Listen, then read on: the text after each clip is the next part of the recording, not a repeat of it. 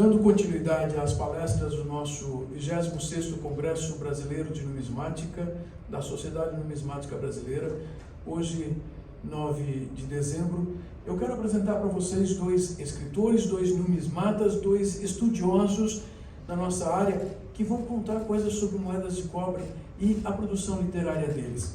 Por favor, doutor Enio e Rogério. Bom dia a todos. O meu nome é Enio Garletti, Rogério Bertapelli e nossos companheiros aí na confecção desse assunto que nós pararemos a descrever em diante. Mas antes de mais nada, a gente queria anunciar também que tudo isso que nós vamos falar está incluído nesse livro que estamos, vamos dizer, lançando uma versão nova e atualizada. E nós vamos premiar aí o nosso companheiro Oswaldo Rodrigues Júnior com um exemplar, por favor, certo? Com todo prazer, isso, por favor, isso, mostramos lá a capa, isso, assim, mais próximo, assim, isso. Exemplar numerado. Isso. Então, não, obrigado, gente. Obrigado mesmo. Pela oportunidade em expormos esse assunto. E esse aí? O que você quer fazer? Só apresente para o pessoal, né? Tá. Apresente. Então, obrigado pela atenção e, como o doutor Enio falou, o conteúdo da palestra é especificamente sobre o assunto das coroas, a coroa média, e o que o doutor Enio vai explicar está contido com muito mais detalhes, com cada moeda, com cada detalhe, bem mais amplo, que se alguém se interessar pelo assunto na palestra, o livro é extremamente completo nesse assunto. Então, são os 30 anos de pesquisa do doutor Enio condensados no livro. Tá bom. Então, muito obrigado, Rogério. Isso. Então, nós vamos dar início e essas imagens aí que vão... o Rogério controla aqui. Isso. Então, todas as imagens que vão aparecer aqui na tela, elas estão contidas no livro. Isso. Então, o título é A Polêmica sobre as Moedas de Cobre de Coroa Média. Né? Certo? Eu escrevi polêmica aí, mas para chamar a atenção. Isso não tem muita polêmica, não. É uma questão de classificar e arrumar um lugar para cada moeda dentro de uma classificação. E nós vamos explicar por que existe isso e já foi reconhecida por vários autores que nos antecederam. Não é invenção nossa, não. Nós só demos vamos dizer assim, um background, né, nesse assunto, porque agora é tudo muito mais fácil, né? Imagem, transmissão, internet e celulares e tudo. Por favor, então, o próximo. Isso. Esse aqui, então, é o assunto, né? É uma nova edição das moedas de cobre do Brasil. Ele é completo. Qualquer moeda de cobre que você encontrar, ela está citada no livro, às vezes com imagem de anverso e de reverso. E muitas delas, ou quase todas, existe a história, como elas surgiram, tudo. Então, o livro e esse assunto, vamos dizer assim, não é só a fotografia, né? E também o relatório, os preços das moedas. Ele existe a origem da moeda, a história da moeda. Então, tudo isso daí ilustra o assunto, né? Então, esse aqui é um exemplo de 3 moedas que parecem que são idênticas, né? Mas essa aqui é uma coroa baixa, essa aqui é uma coroa média, e essa aqui é uma coroa alta, certo? Existe esse tipo de moeda desde 1768 e 1776. Isso é um Vzinho de 1774, isso é só para ilustrar a palestra. Aqui então tem as coroas que aparecem também no livro, em maior tamanho, para facilitar a classificação. Aqui aparece a moeda com o número no catálogo, aqui o número de pérolas que existem em cada exemplar, certo? Então é tudo completo. Você acha uma moeda dessa daqui, você já vai ver se confere com as perolagens que existem, certo? E também você vai logo identificar. E por que tem que identificar? Tem que identificar porque cada uma delas não é necessariamente a mesma raridade. Existe, então, moedas que na coroa baixa é mais rara do que a coroa alta e, evidentemente, os preços de comercialização são diferentes, né? O próximo, por favor. Isso aí. Então, o que eu já tinha anunciado, as moedas de cobre com característica de coroa maia existem e já foram estudadas e citadas em publicações por importantes numismáticos. É válido e oportuno mencionarmos o nome do Curto e Prober, que todo mundo conhece, Alberto Gomes, de Portugal, Arthur Vitor Lerner, excelente colecionador, foi uma das maiores coleções de cobre, mais ou menos perto de 8, 9 mil moedas. O José Vinícius Vieira do Amaral, que ainda tem os catálogos dele em circulação, Arnaldo Russo e, mais atualmente, o Cláudio de Amato e o Irlei Soares. Tá? O próximo. São nossos amigos, estão sempre junto conosco aí. Bom, após vários anos de colecionamento de cobre e exaustiva comparação entre elas, foram classificadas por 3 tipos diferentes. Como eu já era aventado pelos autores anteriores citados, mas agora com mais embasamento de imagens e pesquisa, chegamos à publicação da edição no ano de 1215, o livro das moedas de cobre. Então, quando eu comecei com o cobre, eu não sabia nada, certo? Então, eu vinha, comprava, e assim eu tive a felicidade de vários comerciantes terem a paciência de explicar. Então, a gente foi aprendendo. Então, eu ficava, assim, confuso, né? E as 3 coroas que existiam, e onde olhar. Aí um colega explicou, olha, a coroa baixa, ela tem essa curvatura aqui. Foi um dos detalhes que ele me mostrou. E naquele tempo, aí, 20 anos atrás, moeda de cobre era muito baratinho, viu? Eu vinha para São Paulo, levava 50, 60, conforme o dinheiro dava, eu levava 2 semanas. E aí eu chegava em casa, pegava uma mesa grande, espalhava todas as moedas e iam ajuntando elas conforme as características que elas tinham. Então eu tinha exemplares, vários, né? E era muito fácil, né? Aí eu comecei a ver o que era comum num tipo, o que era comum no outro, e aí eu fui classificando. Aí eu fiz um rascunho, né? Vamos lá, do livro, podemos passar. Sei, tá bom. Entretanto, fique esclarecido que nem toda cunhagem determinada série de moeda de cobre aparece com variantes baixa, média.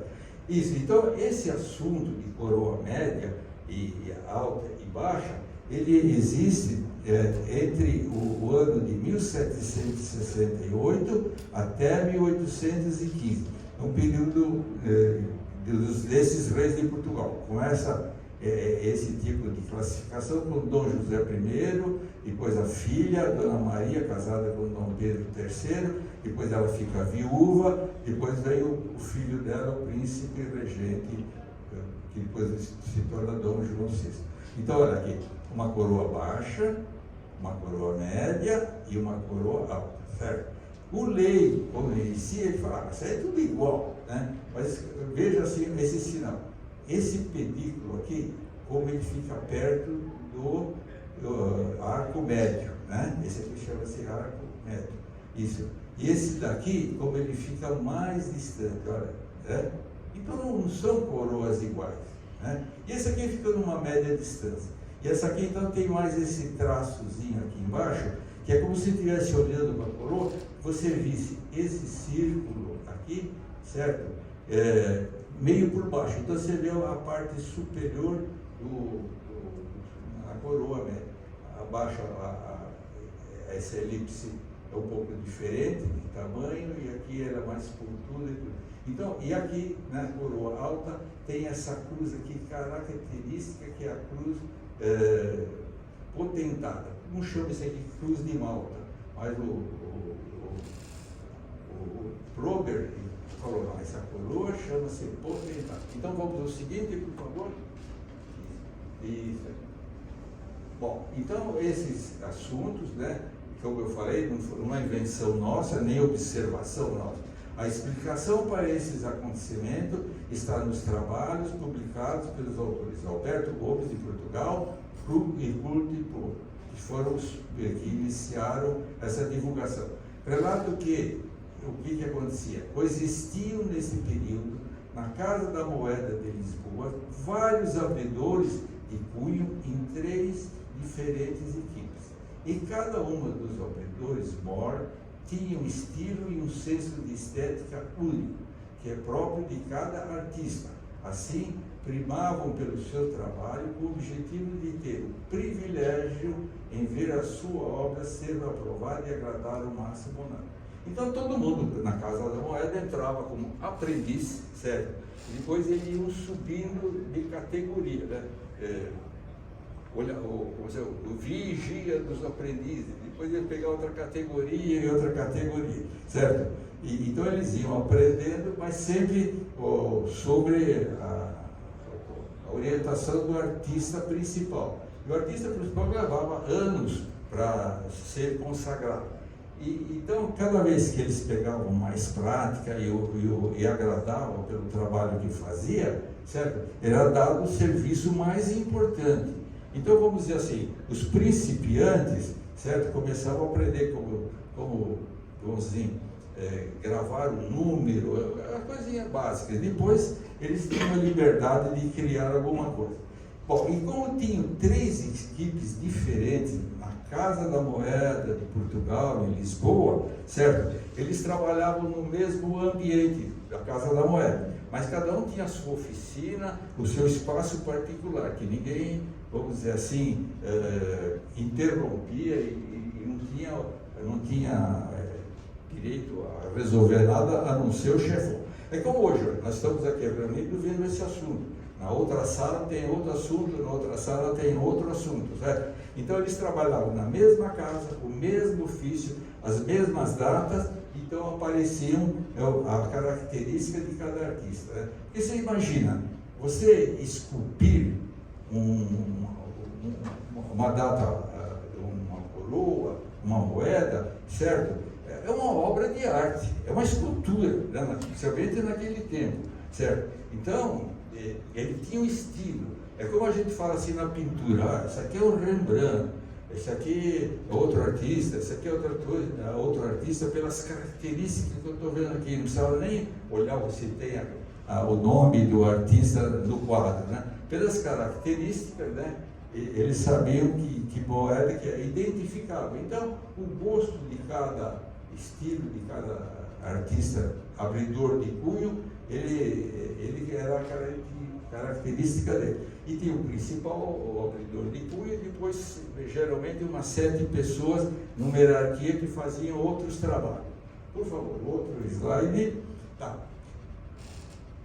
Cada uma dessas citadas equipes, embora trabalhasse no mesmo local, desenvolvesse atividades semelhantes e simultâneas, eram chefiados por um mestre principal que liderava os seus auxiliares e aprendizes. Os abridores de cunho, nessa época, almejavam ser reconhecidos, né? Então, ele esculpia uma moeda desta, certo? E ele gostava que, ao apresentar ao rei da época, o rei ficava satisfeito e falava assim: agora você vai fazer uma moeda de ouro com a minha esfinge, né? Porque ele sabia que aquele abridor de cunho era super competente, certo?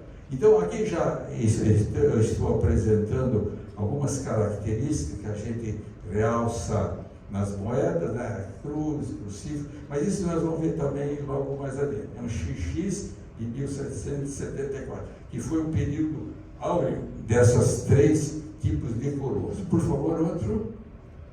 Olha, então aqui é um exemplo de como a gente, o que olhar, né?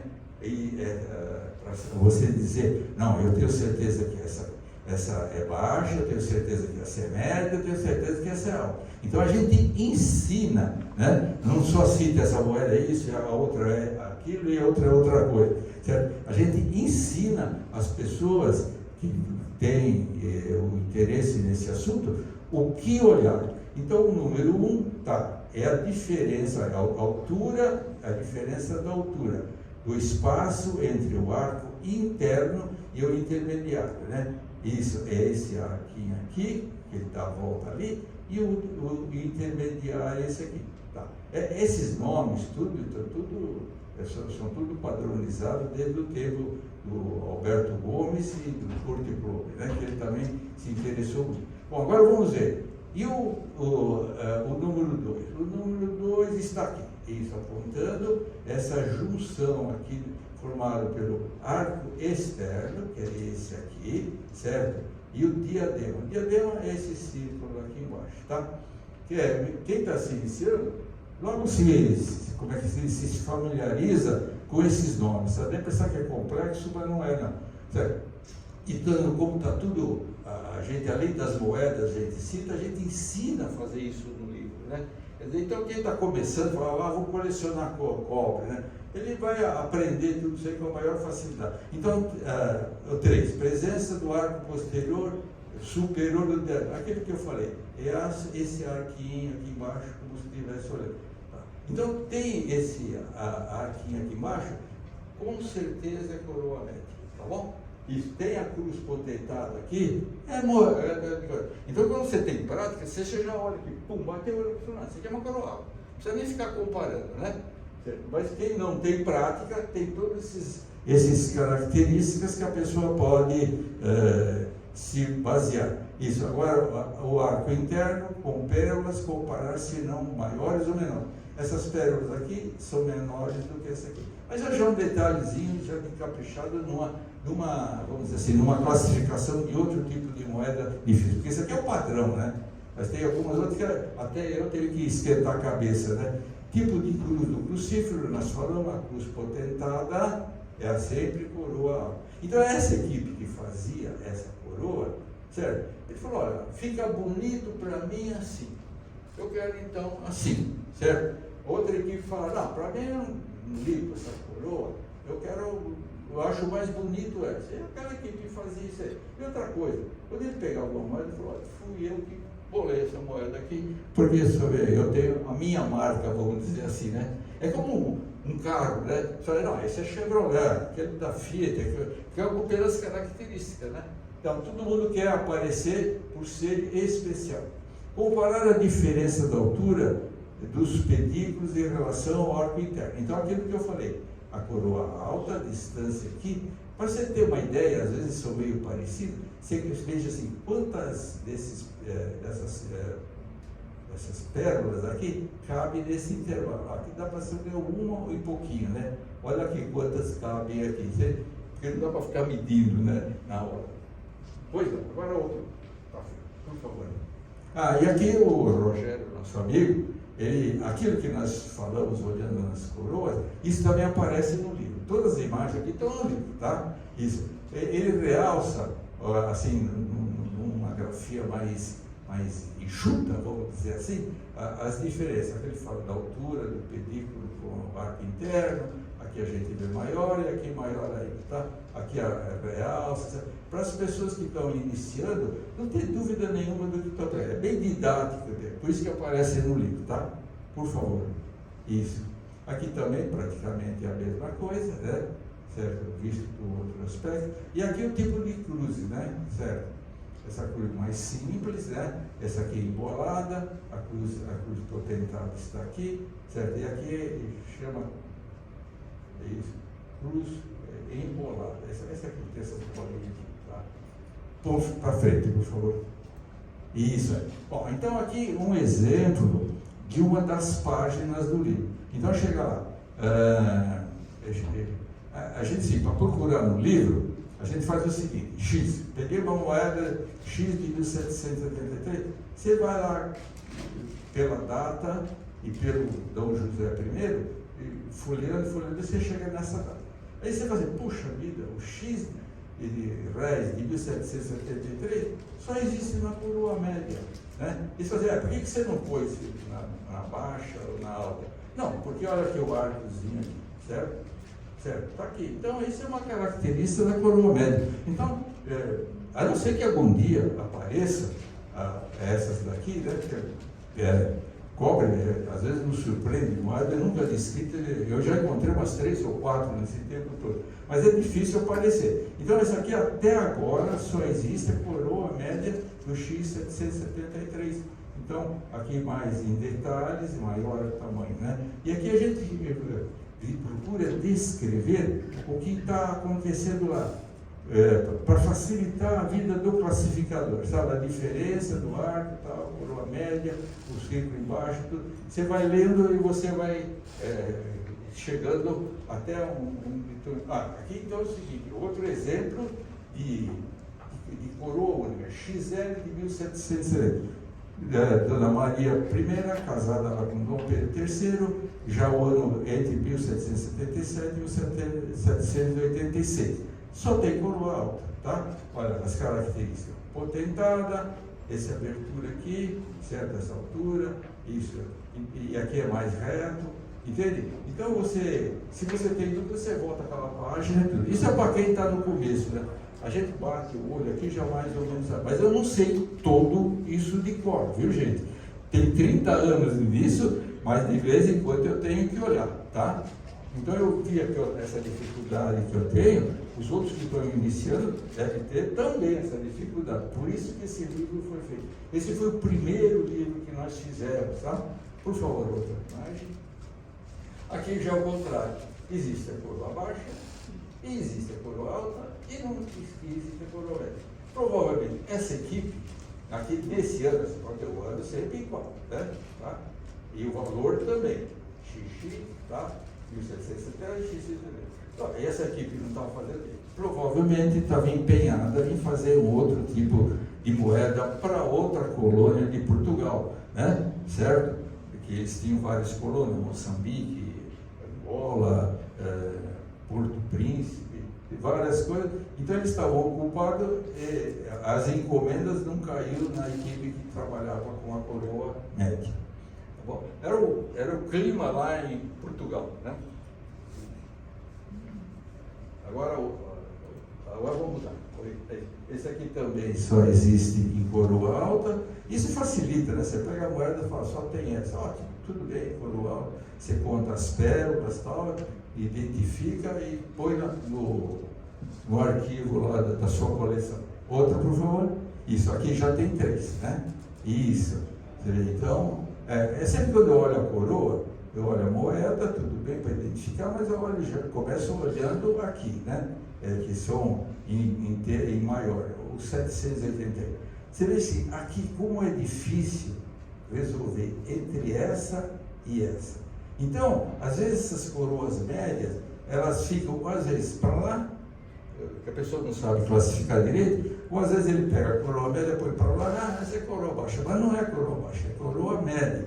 E ou joga para cá também, o lado que é mais parecido. Mas acontece que essa aqui é extremamente rara, essa é relativamente comum e essa aqui é relativamente comum. Só que essa daqui, por ser diferente, o preço dela é bem o dobro, o triplo dessa. Então você pega uma moeda dessa, você vai comprar, vamos dizer assim, eu vou comprar essa, certo? Você vê que tem diferença no preço porque é essa mais rara. Mas por quê? Porque ela é coroa média e deve estar classificada num outro lugar. Agora você vai vende uma moeda, certo? Com o preço errado, você sai perdendo dinheiro. Então o catálogo e esse livro, ele tem um aspecto também assim, de um auxiliar econômico para a gente. Para você não comprar moeda mais cara quando ela custa menos, porque ela é mais comum, ou quando você vai vender, ela fica falando, isso aqui é uma moeda comum e tal, e é uma moeda mais rara. Essa aqui é rara, aparece raramente nos leilões, e às vezes até com o preço de uma ou outra, que quem está vendendo não sabia dos detalhes. Por favor, outro. Isso. Aqui também, certo? Agora, o que acontece aqui? Isso. Quando a gente fala, às vezes, coroa baixa, média e alta, a gente pensa, não, resolveu só o problema da coroa. É o seguinte, aparece essa moeda aqui, tá? No Bloomberg, olha aqui, tá? Isso. Tá?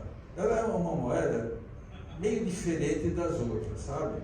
Mas ela recebeu o carimbo de escudete, foi legalizada, vamos dizer assim, certo? Então eu prometi no calendário dele, eu falei, poxa, como é que eu vou pôr? Vou pôr aqui junto com essa? Não é. Vou pôr junto com essa também não é. Então é uma moeda falsa, ela está no catálogo, entende? Certo? Por quê? Porque ela circulou, ela pertence a nossa história. Mas a gente escreve que é uma moeda falsa, certo? Mas figura nos catálogos, então cai uma moeda dessa outra e fala, É falsa, sim, segundo o Prober, mas está na nossa história, certo? Nem toda moeda falsa tem que jogar fora, de jeito nenhum, viu?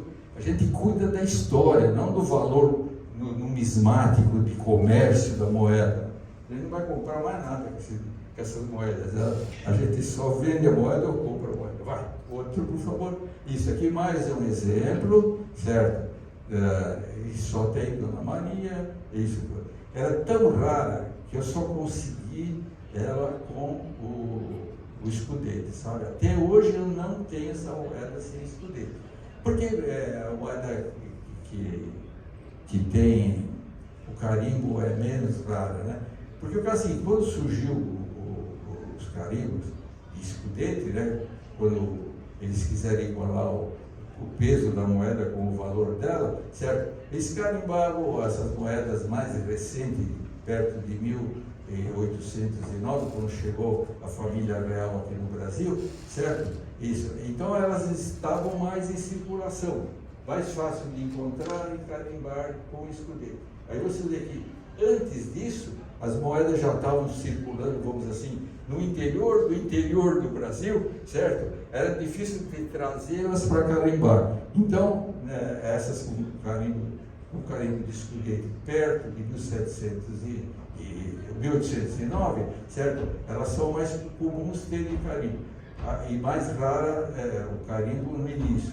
Então, essas daqui com carimbo são menos valiosas e sem carimbo muito mais valiosas. Por favor, o outro. Aqui também mais um exemplo, né? Das coroas, só baixa e alta e todas as características. Tá. Mais um, por favor. Isso, por favor. Isso, tá bom.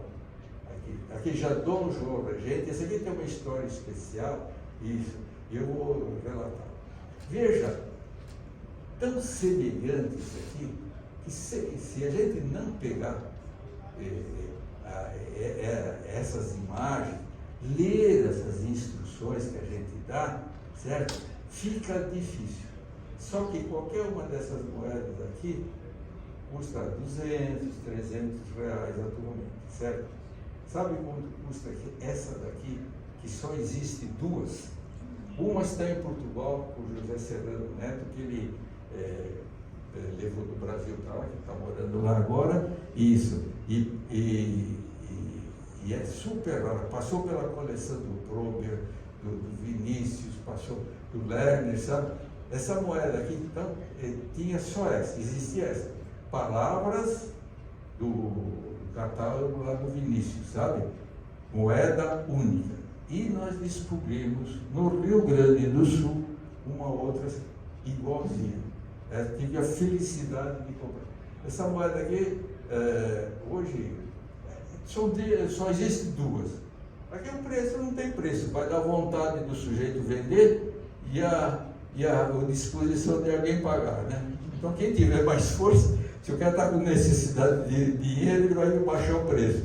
Se ele não está com necessidade de dinheiro, quem está comprando tem que pôr a pessoa a pedir, né? Quanto o senhor pagou? Eu tive sorte, sabe?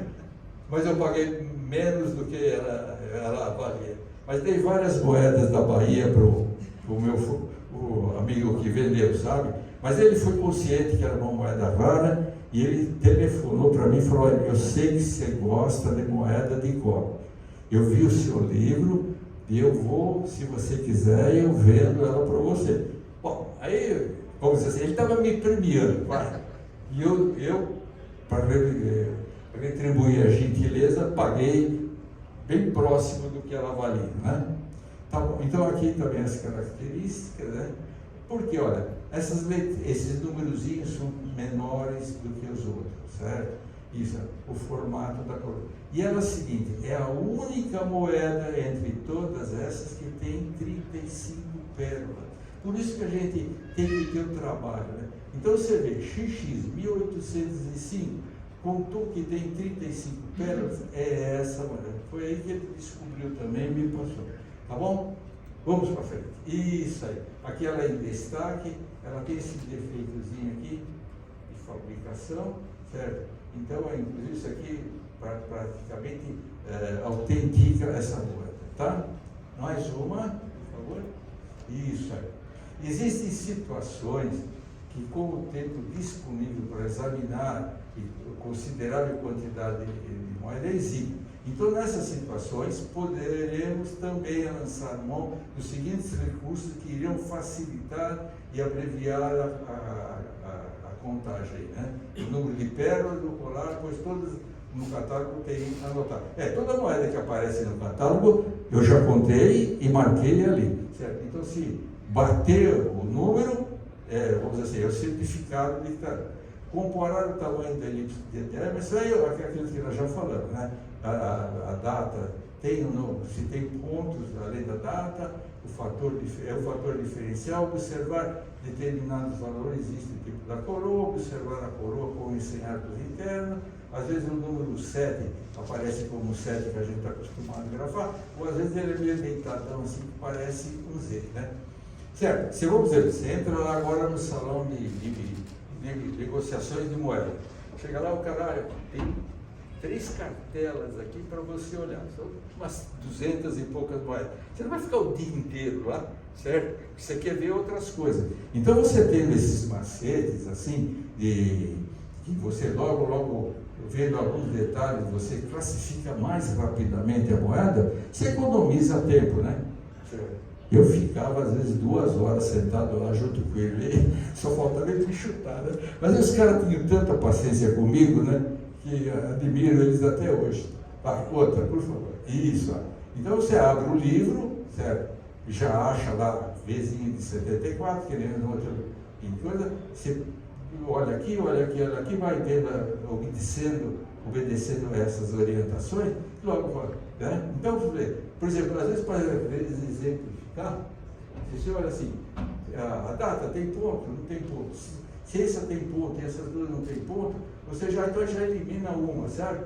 Então você vai eliminando. Aí você conta as pérolas, se for ainda necessário, você fala, essa aqui se encaixa aqui, essa aqui se encaixa aqui, tá bom? Então facilita bastante. E isso é seguro, porque nós estamos aí 30 anos trabalhando com isso. Esse livro foi o primeiro que nós, já circulou, um monte de gente que comercializa moeda, já segue a orientação, viram que é seguro, né?